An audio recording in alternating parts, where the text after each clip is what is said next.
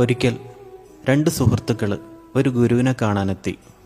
ഗുരു അവരുടെ വരവിൻ്റെ ഉദ്ദേശം എന്താണെന്ന് ആരാഞ്ഞപ്പോൾ ഒന്നാമൻ പറഞ്ഞു, ഗുരു, ഞാനൊരു വലിയ തെറ്റ് ചെയ്തു.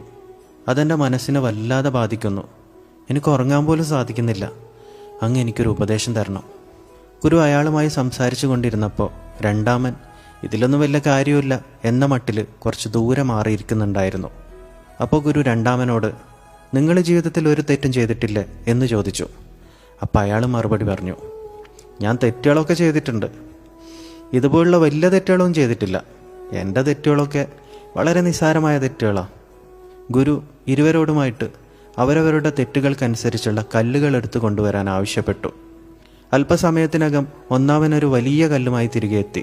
രണ്ടാമനാകട്ടെ ഒരു സഞ്ചി നിറയെ കുറേയേറെ ചെറിയ ചെറിയ കല്ലുകൾ പെറുക്കിയെടുത്ത് കൊണ്ടുവന്നു.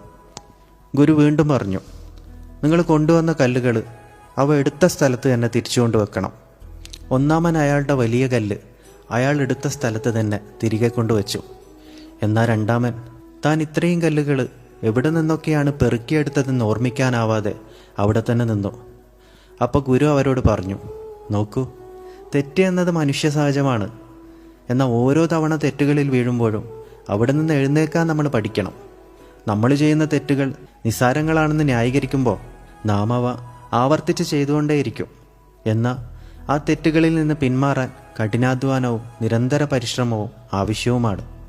ഏതായാലും തെറ്റുകളിൽ ഞാൻ വീണുപോയി, പേരുദോഷം കിട്ടി, ഇനി ഞാൻ എന്ത് ചെയ്തിട്ടും കാര്യമില്ല എന്ന് പറയുന്നവർ ഒരുപാടുണ്ട്.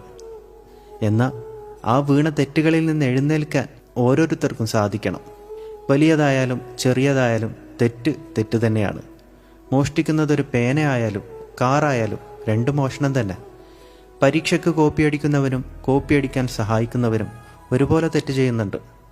നമ്മുടെ മനസ്സിൽ അതൊക്കെ നിസ്സാര തെറ്റുകളാണെന്ന് നാം കരുതുമ്പോഴാണ് വീണ്ടും വീണ്ടും നാം അതുതന്നെ ചെയ്തുകൊണ്ടിരിക്കുന്നത്. എന്നാൽ ആ വീഴ്ചയിൽ നിന്നും എഴുന്നേൽക്കാൻ നമുക്ക് സാധിക്കണം.